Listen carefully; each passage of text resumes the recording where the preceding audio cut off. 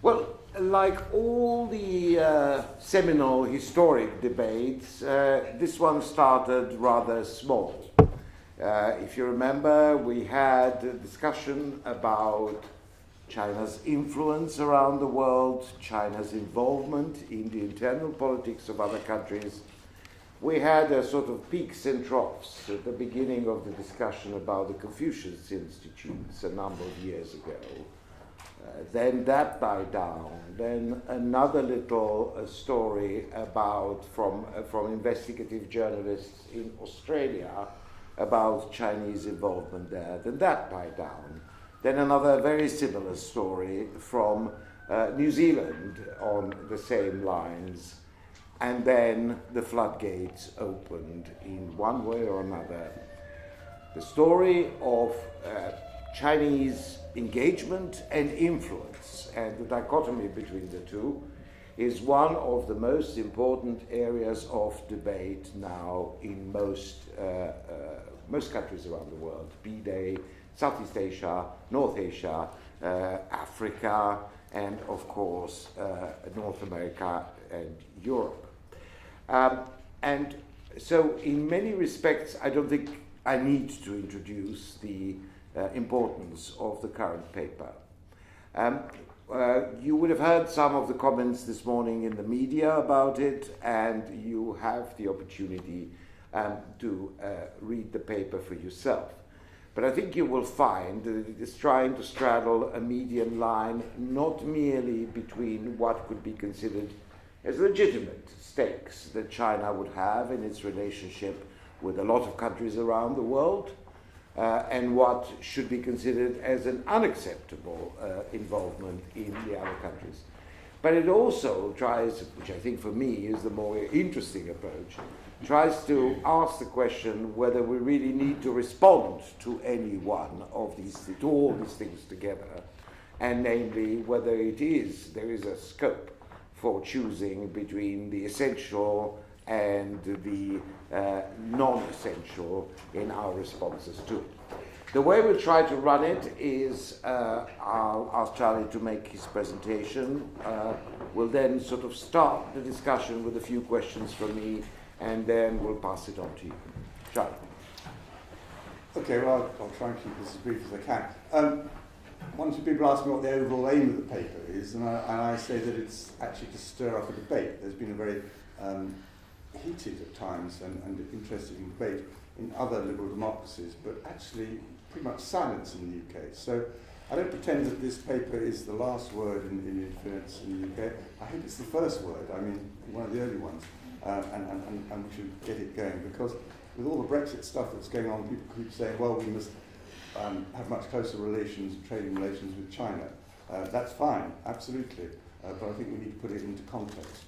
And the wider context is one where we really do need good relations with China, but I think there's a recognition that our systems, whether it's political system, value system, economic system, a state-led versus a market-led economy, are diverging. That divergence has been, I think, accentuated, if not solidified, by Xi Jinping and some of his actions. And it's certainly accentuated by the developments in technology. And I think that means that, particularly in areas of national security, there's going to have to be a broader division of what falls into that. And certain limits, we just have to be mature about it with the Chinese and agree that they're off limits. But otherwise, we need to maximise our cooperation, whether it's trade and investment or in all other areas, global goods, pollution, climate change, humanitarian aid, whatever. But there are certain, I think, conditions, and I think that we need to look for a greater reciprocity and a greater level playing field. I think we have the right to require that also that there's less interference, whether it's the most obvious elements of cyber interference and commercial espionage, or some of the elements that I've tackled in this paper. A couple of quick points about that I think is worth stressing at the start is this isn't anti-Chinese, and in fact it's not even anti-Chinese Communist Party, although I'm reasonably careful wherever possible in the paper to talk about the CCP rather than China. It is, after all, a Leninist system. But it's much more about the need to defend our own security, our own interests, and our own values. We have the right to uphold those, just as the Chinese Communist Party does. So reciprocity might be the name of the game. The second point is Chinese interference is very different from the Russian. We shouldn't think of it in the same way. Russia is far more destructive. China has benefited from and still benefits from the way the world's set up. It's not trying necessarily to subvert that. It's not trying to subvert that. Like any country, it's trying to bend the system to its own interests. That's acceptable, providing acceptable means are used. Which brings me on to the third point is it's very important, I think, to distinguish between influence, and using the word influence, and interference. There's a spectrum. And influence is what all governments try and do through their public diplomacy. It's perfectly acceptable. Chinese are probably better at it, and resources better than we do. It's when it steps across the line into interference. Of course, defining that line, it's not easy. But I think in the paper I talk about using Australian Prime Minister Turnbull's definition of the three C's, whether activities are coercive, covert, or corrupting. And to that, I think one needs to add the potential for any of those three, because some aspect, and I'm sure someone's going to raise Huawei, because everybody does, Huawei may not be any of those three. It may not be coercive, it may not be covert, it may not be corrupting, but it has the potential to be, and we need to defend ourselves against that. So any potential for interference, I think, is also really important.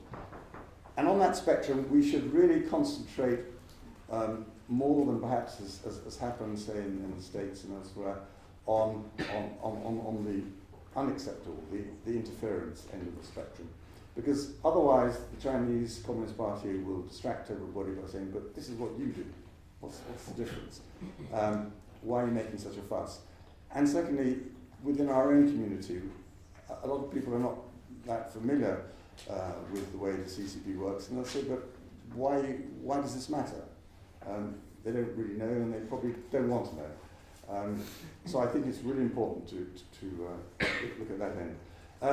As you'll see, the paper covers 7 areas, so I won't run through them in any detail, but I'd like to make a couple of general points about interference. I mean, much of it is the CCP's activities and motivations are trying to stop what you might call reflux, the flow back into China of things that contradict its own narrative, because its own legitimacy might be threatened by this. So everyone talks about the 3 Ts, Tibet, Taiwan, and Tiananmen. It really wants to make sure that whatever's said here in the UK is in line with its narrative. And increasingly you can add to that Xinjiang, and anything that qualifies as a hostile Western value, which is a phrase that seems to come, and has come ever since 1983, which was when the year after I first went to China. You see that the whole time. Well, that's perhaps a large part of the motivation, but it does cut across some of our values. We actually, I think, have the right in our universities, for instance, to talk about Tibet or Taiwan. We have interests. We have commercial and other interests with Taiwan. We should be free to pursue those. And then there's sort of the general sort of geopolitical interference, where China is actually trying to bend our policies, or Western liberal democracies' policies, towards its own interests. And I think the Australian example of Senator Dastyari and the monies that he accepted and changed the line on the South China Seas is a good example. The question is, are these things happening in the UK? On the nature of that interference, money is the big creator of dependencies, and the threat or the fear that might not be there. And I think that one of the things we really need to look much more carefully at in the UK, in all the spheres of the that are covered in the paper, is the money. But it's not just money. I mean, we've seen recently through the way China's diplomacy has moved perhaps beyond the assertive into the aggressive and even bullying. And I think there are plenty of examples, some in the paper, of where that happens. I won't go into detail about recommendations. There are 35 of them listed in the paper. In general, I think I also can talk about the generalised countermeasures of insisting on, of making sure that we know an awful lot more about China. The UK, both its government and its society, really doesn't know as much as it should about China. I think that, so knowledge is extremely important. Transparency, shining a light to encourage other people. A lot of people are quite fearful, actually, in terms of their own interests and careers about raising their profile above the parapet. And indeed, I too have had to be slightly self-censoring in this report on a couple of occasions because the work contracts that I've signed, I'm advisor to the House of Parliament Foreign Affairs Committee, don't allow me to go into detail on things that I've learnt in work, but more often because many of the people who told me things, it's not for me to put the detail or sufficient detail for them to be identified. I wish they would talk freely and openly about it, and maybe with more transparency they will. But I can only offer, on occasions, a small part of the full knowledge, because it's not for me. So, yes, the report perhaps isn't as sensationalist as some of those in other countries that have been put out. That's because I think we need to consider it in a very calm and sober manner, and we need evidence. We need a lot more evidence. I want to stir up the debate. Clearly there is interference in this country. It's the thin end of the wedge. How thick that wedge gets, well, that's what we've got to work on. And I would just end again this introductory section by saying this is not aimed at bashing China. It is about trying to set a field for increased cooperation and good relations, but defending our values, our security, and our own interests, just as the Chinese do. Thank you very much for that. Thanks for a very brief introduction. I hope you will have the time to unpack it. Charlie, can I ask you just the first question, which you make a case right at the beginning of your paper, and you made it right at the beginning of your presentation, that we mustn't look at Chinese involvement in other countries in similar light to the Russian one or the old Soviet one, which of course was projecting an alternative political system, an alternative ideology, which it was claiming to be universal and replacing our own ideology. So in that respect, I take your point about China. It is projecting a different ideology, but it's not necessarily saying that it wants to replace our ideology or way of life with an exported model from China. But when it comes to your point about not undermining, subverting foreign governments, I wonder if you're right.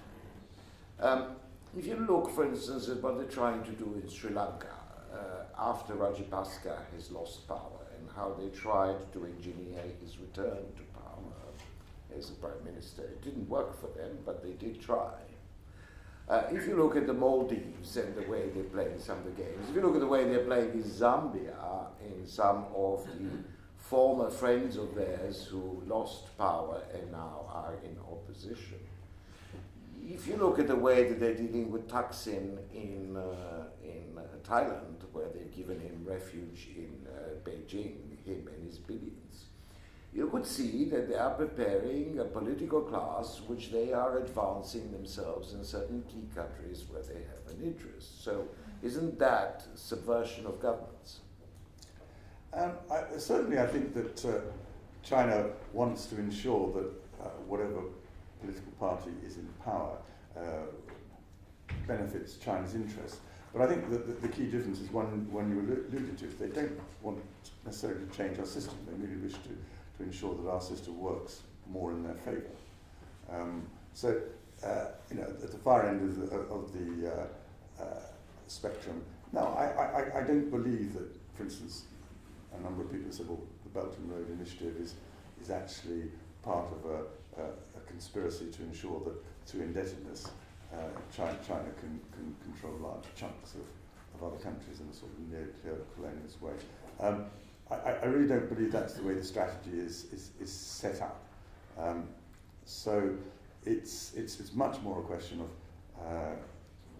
ensuring that whoever is in power does not oppose China's interests, be they commercial, political, or regional, if you're talking about the South China Sea.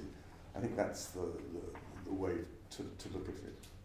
And in that sense, it's a lot more blurred than the Russian picture was. What are the regulations for ex-politicians, ex-civil servants, and the timeframes in which they should be allowed to work for state-owned companies? Now, of course, you would immediately say, well, Huawei isn't state-owned. It becomes a very blurred distinction as the relationship between someone like Huawei and the state. And indeed, when shortly after the chief financial officer Meng was arrested in Canada, the state takes 2 hostages, one of whom is a good friend of mine, then you have to start querying the nature of that relationship. Indeed, the ambassador, Chinese ambassador in Canada, was pretty clear when he talked about retaliation. Canada should expect retaliation in an op-ed. I don't think there's any doubt that they are hostages, but I digress. So, I think there should be, the UK government needs to look very carefully at the rules for working for Chinese companies, particularly if they have a very close relationship, or indeed are state-owned companies. If I was Mrs. May, I would react with rational argument, and based on what are the interests and the values of the UK, which gets us, of course, into things like the Huawei debate. I'm sure I come into the category of those described by Mr. Robert Hannigan in his FT article as foolish, don't understand the technology.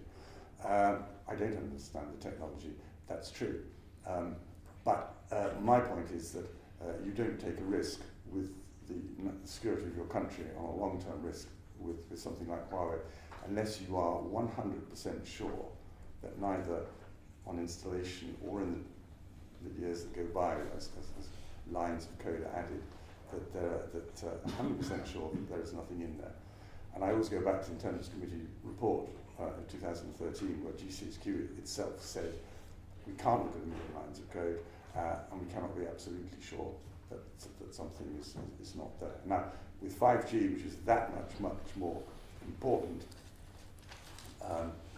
and universal, will be universal throughout our national infrastructure,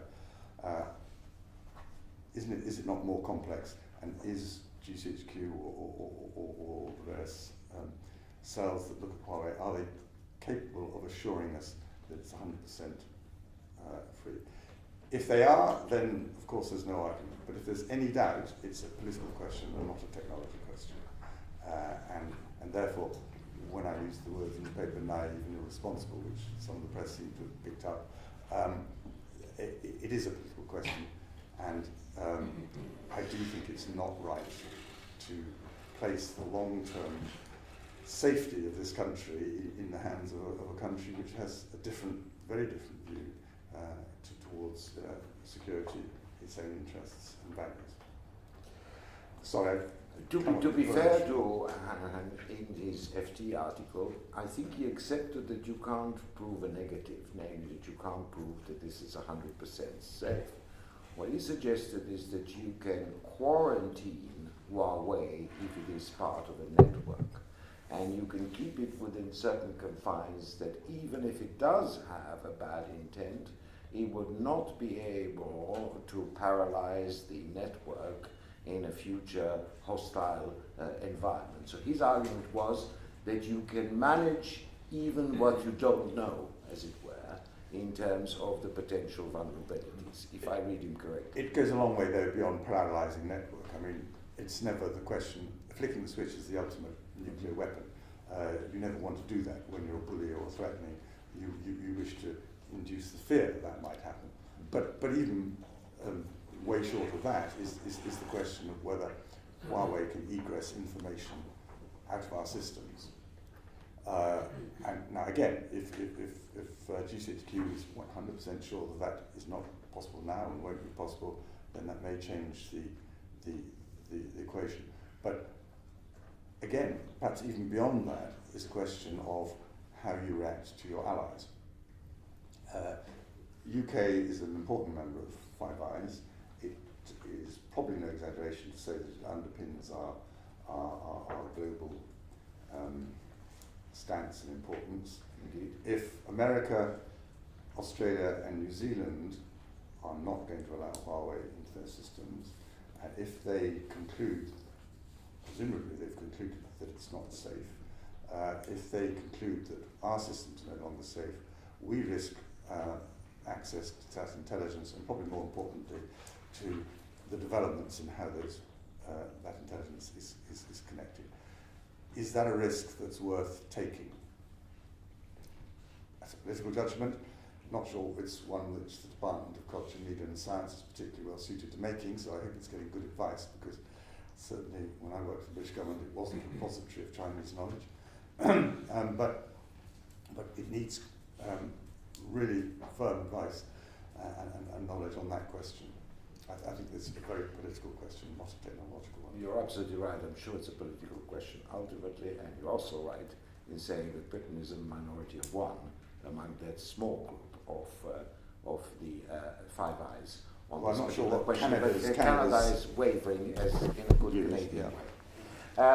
But I'll come in a second. Just my final question on the university side, where you're right in saying, of course, that we cannot accept a situation whereby we can't discuss Tibet, for instance, in any academic environment because it's too much of a problem for the Chinese. But this, as you know, this is not how it happens. How it often happens, especially on American campuses now, is that you've got the patriotic Chinese, which seems to include most of the overseas Chinese that are there, those who have families in mainland China, spontaneously, supposedly, protesting against a supposedly revisionist interpretation of Tibet.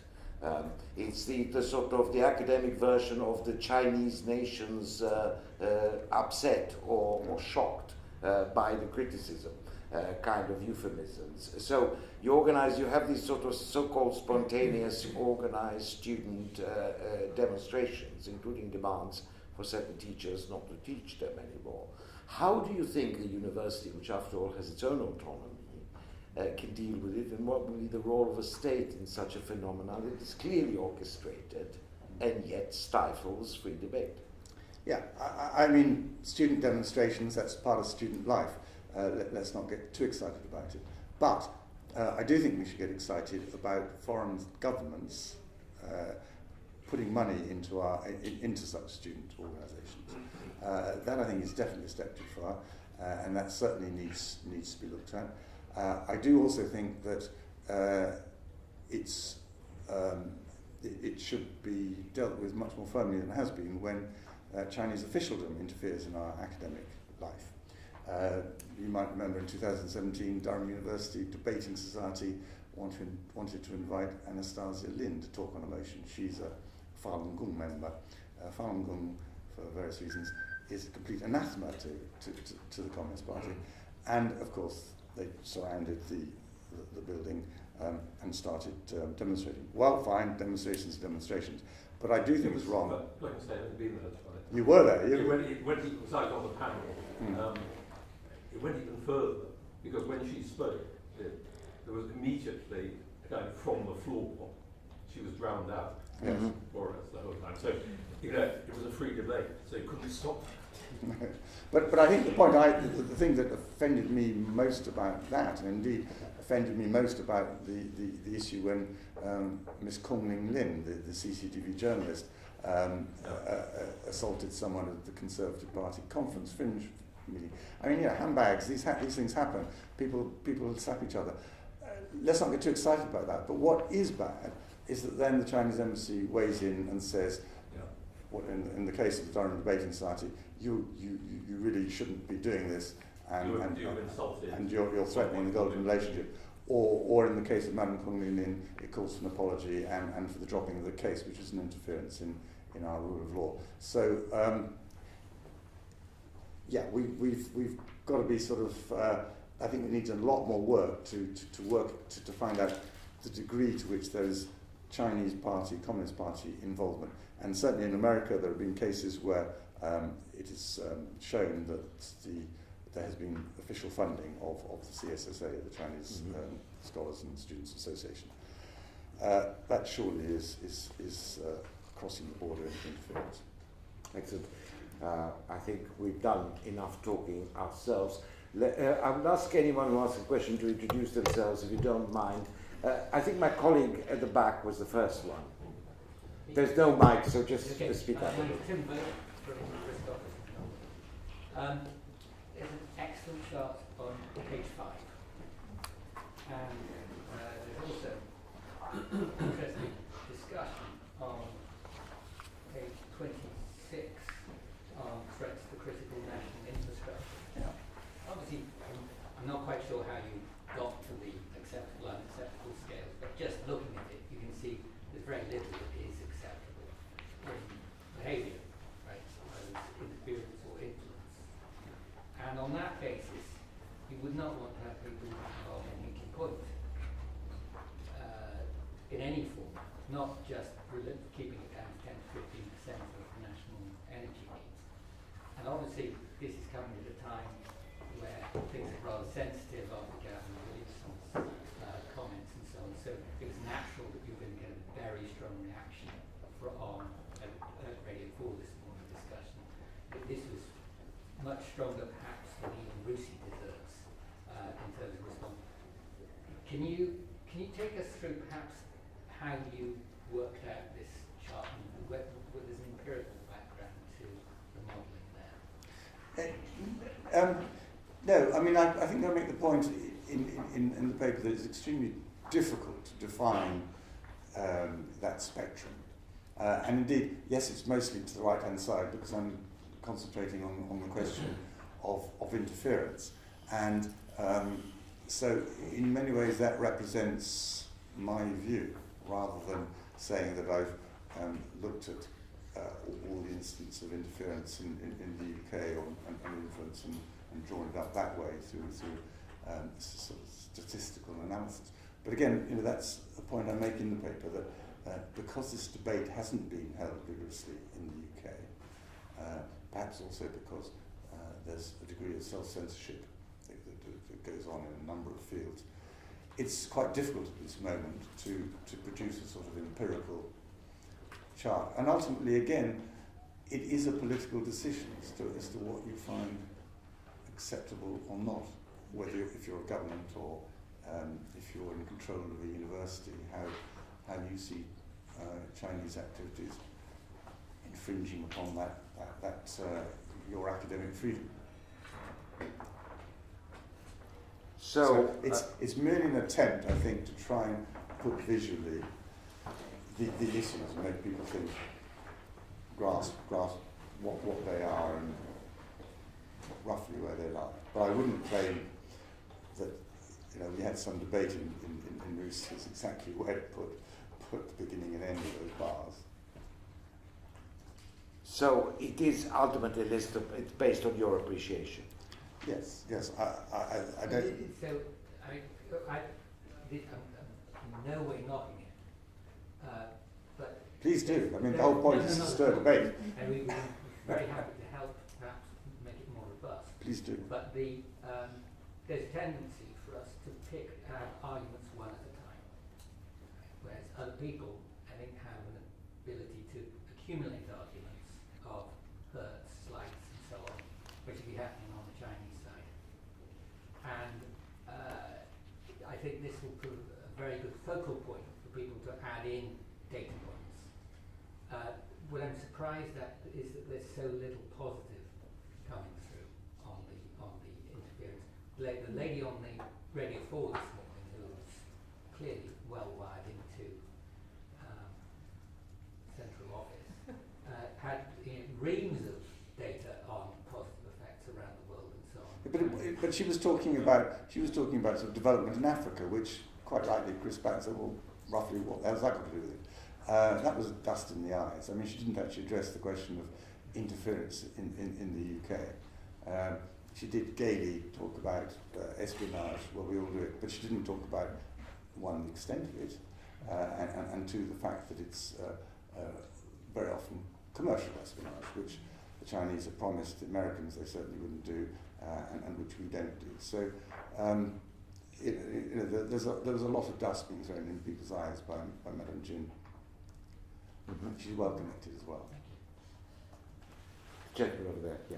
James Richards, old friend of Charlie's, former British diplomat and chairman of the China Association. If I may just say, make a very general comment, I think the subject is very important. I think Charlie's dealt with it in a very sober and balanced fashion. A word on Huawei. First of all, I don't think there is a decided British government position yet. And we've had comments from GCHQ that they talk about mitigating risk. They do not talk about eliminating risk, which is clearly impossible. And my own view is that Charlie's caution on this subject is very well justified. And that from an intelligent point of view, if you're given the opportunity to engage with a system in the way that Huawei already has, the opportunities to fiddle with the system, to subvert individuals are legion. I mean, any intelligence officer would give his eye teeth for that. Coming to the British government, I wonder whether, Charlie, we aren't all a bit complacent, and whether we haven't already seen something which goes further from influence, beyond influence into subversion, with the so-called Cameron-Osborne policy on China. You remember the Chinese responded very strongly after Cameron had a meeting with Navarino in the Houses of Parliament. And the freeze at a political level went on for quite an unusually long time, into and beyond the Olympic Games. Quite strange, given the close connections between the London Olympics and the Olympics in Beijing. But we seem to have a policy for a time which could be characterized by the three wise Japanese monkeys of see no evil, hear no evil, speak no evil. And the golden era emerged from somewhere, which was essentially golden as long as we didn't see, hear or speak evil of China. We're past that now. I think it's recognised that Mrs. May has a more, at least, curious approach to China. But we don't seem to have a China policy at all. I mean, we've just recently seen the Defence Secretary talking about sending gunboats to the South China Sea, and the Chancellor of the Exchequer having to cancel a visit pretty clearly. So what lessons would you draw for British foreign policy, if there is such a thing these days? There certainly doesn't seem to be a China policy. You're stirring up debate, but what practical things? I mean, do we need to strengthen the Foreign Office? Do we need a foreign minister who doesn't believe that the EU is a bit like the Soviet Union? I mean, what do you think we should be doing? Are you asking lots of questions there? Lots of questions. Try to confine yourself to non-Brexit questions. Well, but I think you have to start with Brexit in the sense that the trouble with Brexit is that it's driving so many things off the agenda. And it's all very well for everyone saying, but we've got to work and trade more closely with China, etc., and cooperate with China. Well, if that's so, then could you kindly raise your eyes from the Brexit papers and just have a little bit look further out? I always answer this question by looking at the Australian example, which has always got something to teach us. And Kevin Rudd came to the Foreign Affairs Committee, and I thought he made a very good point, because we said one of the first things he did when he became Prime Minister was to insist that there was a cabinet-level China strategy. And that's an extremely important thing, because at that level, all the ministries will have to service their ministers, and they will have to therefore be engaged in it, they will have to know about China, and once that strategy is agreed, it goes back down the line and it's got to be implemented by the ministries. Now, I'm no longer in government, and indeed I haven't worked on China within the British government for nearly 2 decades. I have worked with the EU, but that's different. So I don't know the degree to which there is a unified strategy, but as sure as hell it ain't cabinet level. And I think that would be, it's really important to set up a very high level China strategy, maybe an India strategy or whatever, and ensure that government is unified. In the paper I talk about the 5 words, and actually in the introduction I didn't get to the other 3, but one of them is unity, and it's unity between countries, between the liberal democracies. It's unities within government, between the departments, and it's unities within the various aspects of society, whether it's academia, business, with government, etc., so that we have a much more coherent approach to China. Because the Communist Party is quite coherent and knowledgeable. It ain't transparent. But the Kevin Rudd argument could also work against you, because here was a prime minister who was a sinologist, who spoke fluent Chinese, who delivered a whole lecture at Peking University in Mandarin, and yet I don't get the impression that he was either taken more seriously or that Australia's policy was particularly clever during this period. Well, I'd let Australians decide whether Kevin Rudd's China policy was clever or not. At least it had one. Going back to your point, James, one might say at least Osborne and Cameron had one. The fact that it was possibly intended to make us a 32nd province of China might indicate that it's not necessarily a good one. So I simply don't know enough about the China-Australia relations to be able to say, well, some of the problems that and arguments that have clearly arisen between China and Australia are worse than they would have been, or in fact have been mitigated. I suspect that many of them were actually inevitable.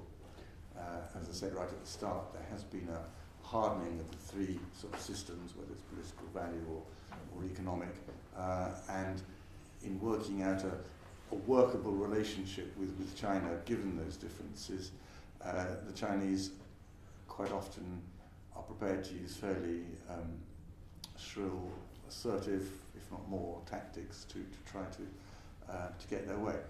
That's fine, ride it. If we stand together, for those of us who share those same sort of values, then we have a better chance of reaching a good set of relations with China based on reciprocity and a level playing field and all the things that make it go smoothly. Any other questions? The gentleman there, yeah. Rupert Pengelly, a member. I'm trying to phrase this in a manner as a question which you can perhaps answer, but there is a ship repair yard in Subic Bay in the Philippines which has gone bankrupt, I think, and there are a couple of Chinese investors looking at it. What reaction would you think there might be from China if a British investor took over that yard with a view to supporting the deployment of the Queen Elizabeth class carriers? All hypothetical, of course. I expect a very loud one. First of all, if a British investor took over that yard merely because it was a good investment, they might still make a noise, but perhaps a lesser one. But if it was intended that the Queen Elizabeth should dock there and then sail around the islands, I think you know as well as I do what the reaction should be. And of course, that wasn't the question you were asking me. The question is, do I think it's a good idea to sail boats through ships through South China Sea? Again, I don't think we should be deliberately annoying the Chinese, but I do think we should be supporting the rule of law and freedom of navigation. Again, this is another case where the Chinese seem to like to have it both ways. It's all very well to insist that anyone passing within 12 nautical miles or whatever has to notify them and talk to them. But when the Chinese held a joint exercise with the Russians in the Baltic Sea, they sailed through the English Channel. And if you look at the width of it, it means that they either went into French waters or they went into British waters. And they sure as hell didn't tell either of us or ask our permission. And indeed, there's a colonel called Joe Ball who's frequently quoted in the media. He's one of their sort of military public thinkers. And his line was roughly to the words effect of, well, we don't need to talk to you about this.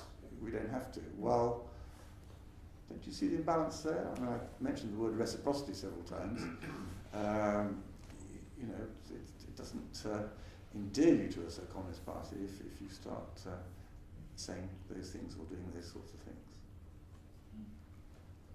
What reciprocity can we adopt to the new Chinese strategy of basically taking our citizens hostage whenever they find that they don't like one of us?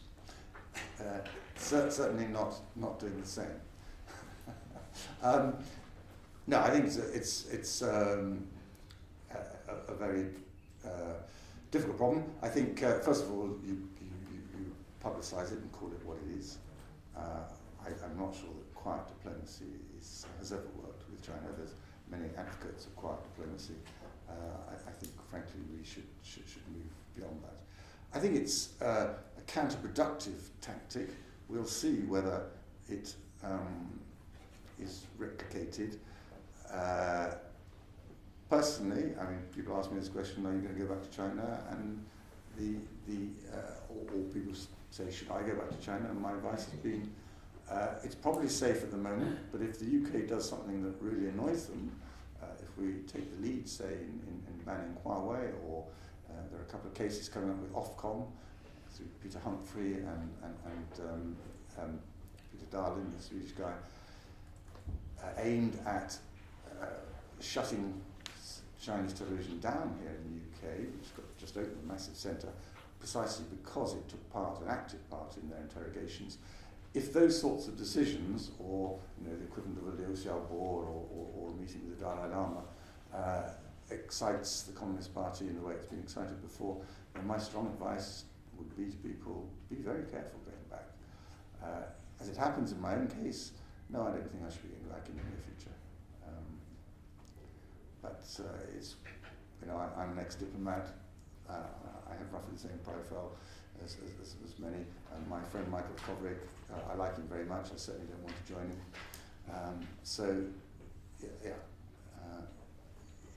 Are you troubled by the silence on the subject from other of Canada's allies?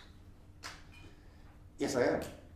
Yeah. I think that it is quite unacceptable.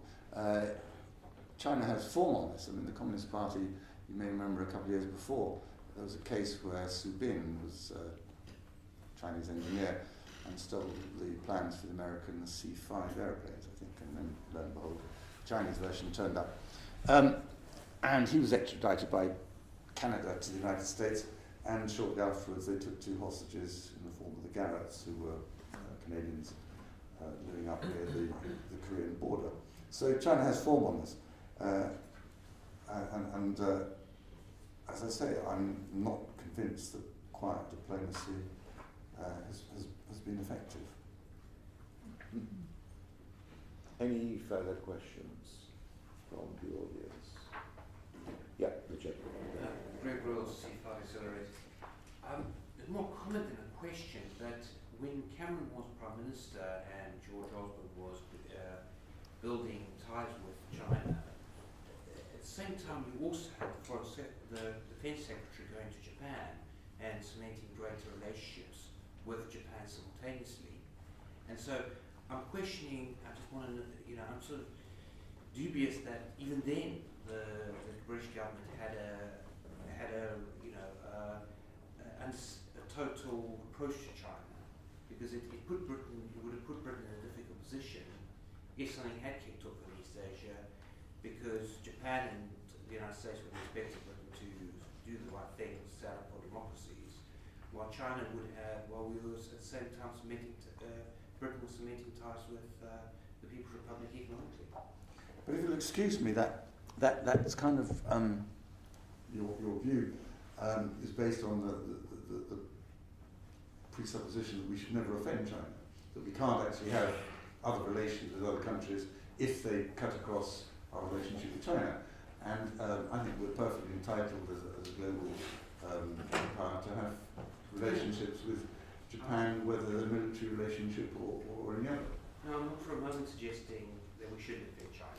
It's Britain's an independent country. It feels China's doing wrong. It should be able to. What I'm more pointing out here is the cabinet. There seems to be a lack of common policy. With you can't. If Japan and China are going through a deep freeze in their relations, it doesn't really. My concern is it doesn't make sense to.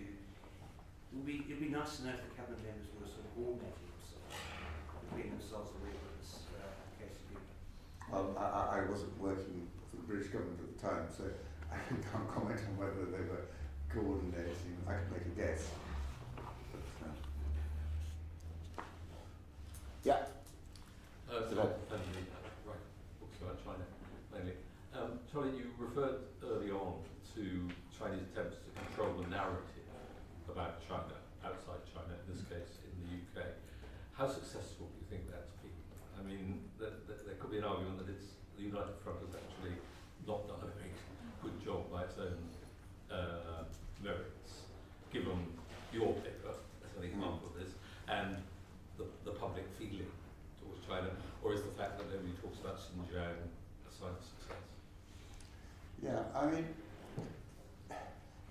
if you want to look at the positive side, has Chinese public diplomacy, propaganda, if you like that word, I do, has it had a positive effect, looked at from Chinese point of view, on British public opinion or government opinion? I think the answer is no. If you went out into the streets and asked people about China, they probably wouldn't know a vast amount about it and the party and its policies. They'd be impressed by the technological advances and various other things. But it's more the negative side that's having the effect in terms of interfering with us here and changing behaviour, whether it's in academia through self-censorship or some of the interferences on the street in terms of rule of law. I mean, there have been a couple of cases there. Benedict Rogers, you may remember, had threats delivered to his mother. There's been a Uyghur who, I don't know whether he's a British citizen or British resident, but has clearly been threatened. He was told security could not be guaranteed in the UK. Well, these sorts of activities, it's those negative sides that I think, if publicised, and I think it should be, would give China a very bad name. I don't think its positive propaganda has been that effective, but sure as hell some of the negative side would have a deleterious effect if it was known, and it should be known in order to stop it. If there are no more questions, I'd like to perhaps ask the last question about the think tank community. Do you have an interest? I think I have a personal interest in this, which you very kindly sort of didn't spend too much time, too big a space in your paper. But it's an important one. It's an important one since there is an anguished debate in the United States among the think tank community on China. And my colleague here is with me. There is an anguished debate at this institute here about how we do China, how we handle the question, and what would we do if we face the kind of pressure that elsewhere. What would you say, what's your advice to think tank community as a whole about how to deal with China?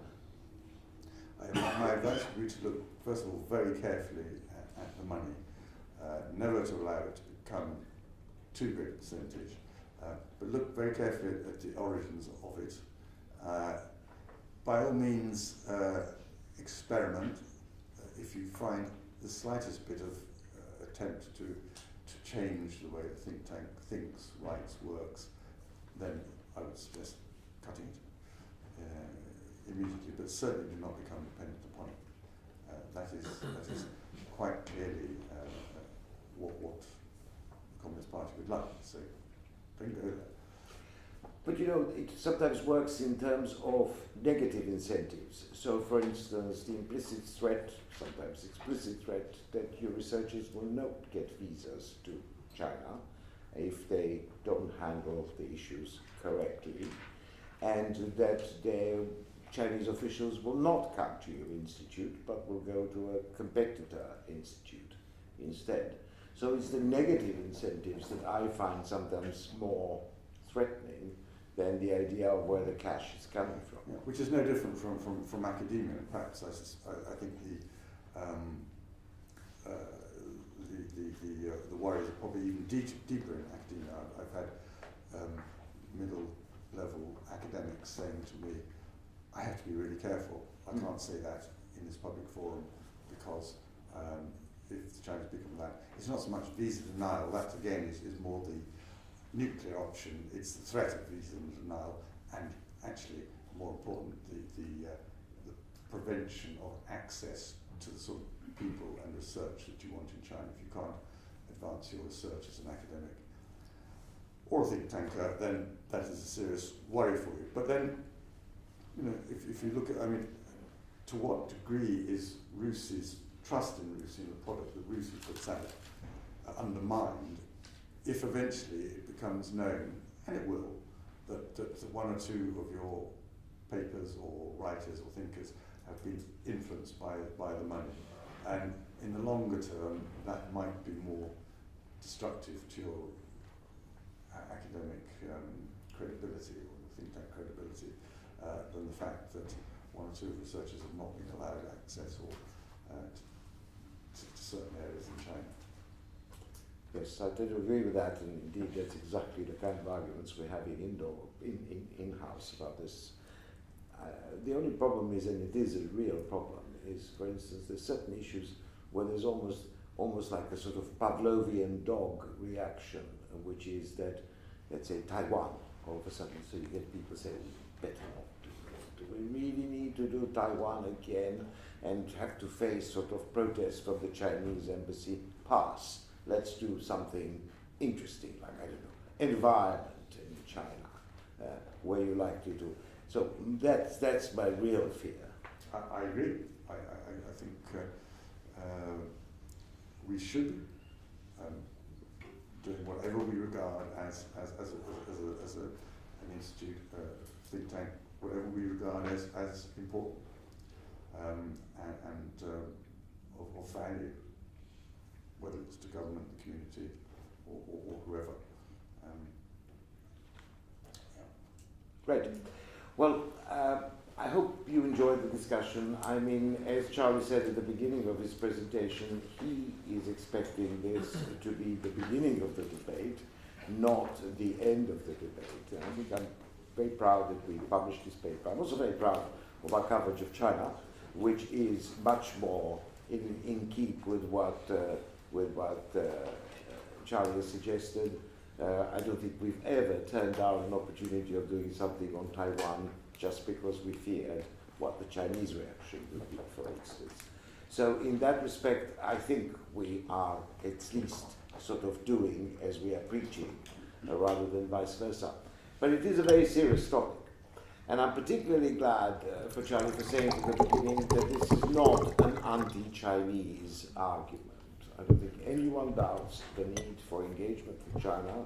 I don't think anyone doubts the importance of understanding China, and indeed of understanding Chinese sensibilities as well. This is a critical element.